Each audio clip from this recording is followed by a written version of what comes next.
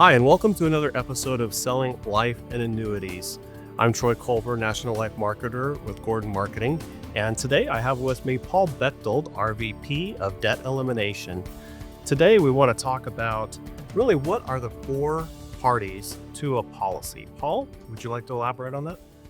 Sure. So one of the things that a lot of agents as well as clients don't realize is there's a lot of flexibility built into a life insurance contract, even maybe sometimes an annuity contract in terms of those four parties. One is obviously the insured in the case of a life insurance policy.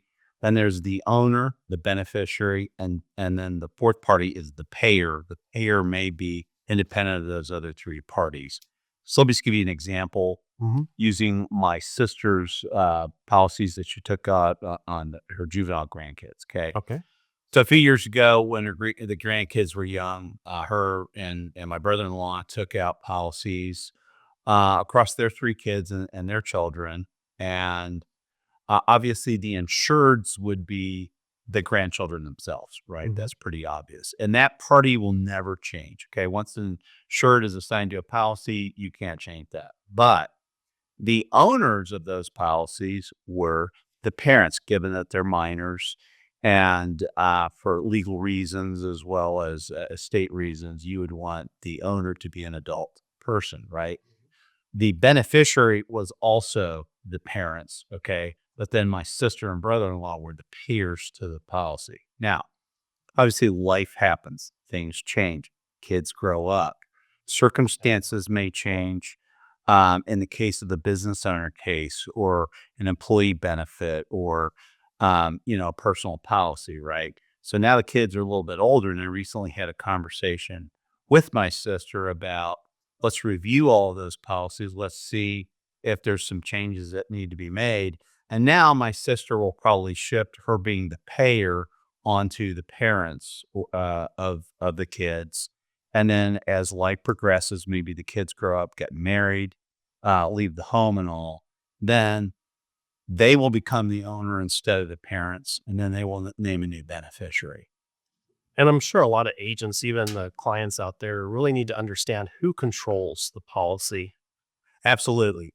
So one misnomer that a lot of clients have, as well as agents, is that the insured is going to be the person in charge of that policy because of their life that it's on, right? That's actually the owner of the policy.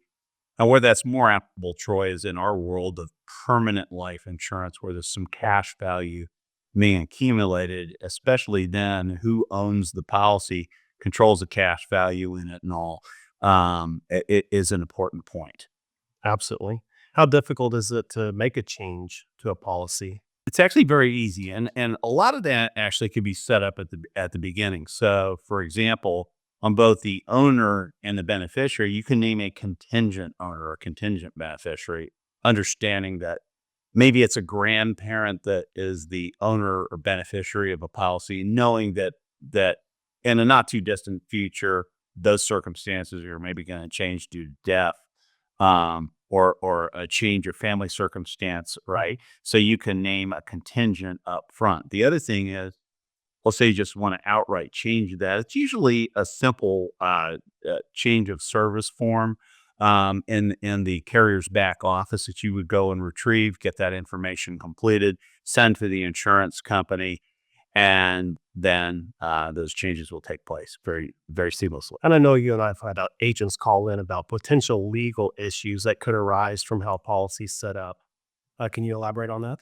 Sure. So one of the things you would definitely not do, let's take the payer and set that aside. That really doesn't really care who pays for the policy, right? But in terms of the insured, the beneficiary, and the owner, you really never want to make sure that there's never more than two parties involved there, because you don't want to have a situation where an owner makes a change unbeknownst to the insured or to the beneficiary, and all of a sudden you got a legal issue at death and somebody thinks you're going to get money and now they're not. And now legal squabbles arise. Very good. And does this type of stuff apply to all life insurance? It does apply. It can apply to any kind of life insurance policy, but it's probably more prevalent with permanent insurance versus, say, a term policy. That's a very simple policy purchase for death benefit protection for a period of time. Now, something we didn't talk about is what about the contingent beneficiaries with this? How does that all play in? Well, the contingent beneficiary would come into play with, say, um, the original owner passes away. Okay, well, now the contingent owner would take over ownership of that policy, Mhm. or a beneficiary passes away, then the contingent beneficiary would receive the death benefit once the insured passes away. You know what? This is really good information, Paul. I really appreciate you sharing. But what advantages would there be to the insured not being the owner of the policy? Well, that's funny, and that's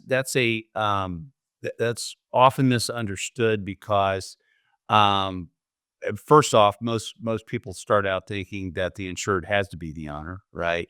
But secondly, let's just use an example in my world of I get somebody interested in eliminating your debt using Equity XL. Okay, so we're going to have to use life insurance to do that. But maybe the person that has that interest is not insurable. Maybe Mhm. they had a stroke a couple years ago, Good point. cancer, some kind of a health condition is prohibitive. Well, what we could do is we could make that person the owner of a surrogate insured, maybe their spouse or somebody they have an insurable interest on, or they still control the cash value and the cash growth in the policy. They can still leverage that for their benefit to get out of debt. The only thing they're forfeiting is that death benefit on themselves when that day comes for them. Okay. But they're getting all the other benefits along the way, which is what they were buying the policy for to begin with, which was the cash accumulation. Okay. So there is ways to leverage that to our advantage, and be able to get around the insurability issue with life insurance. Excellent. And if the agents wanted to get a hold of you, Paul, what would be the best way for them to get a hold of you to find out some more information? Well, my cell phone number is 317-626-3054 or paulagordmarketing.com. Usually get back within 24 hours and try to answer people's questions as quickly and promptly as I can. Excellent. Well, Paul, this is really great information. I'm sure everyone appreciates this, but we are running out of time and we got to draw this to a close. Sure. So before we do, make sure that you like, subscribe, and share this video to other people so it'll be able to help them. On behalf of Gordon Marketing, Paul, and myself, Troy, we want to thank you very much and happy selling.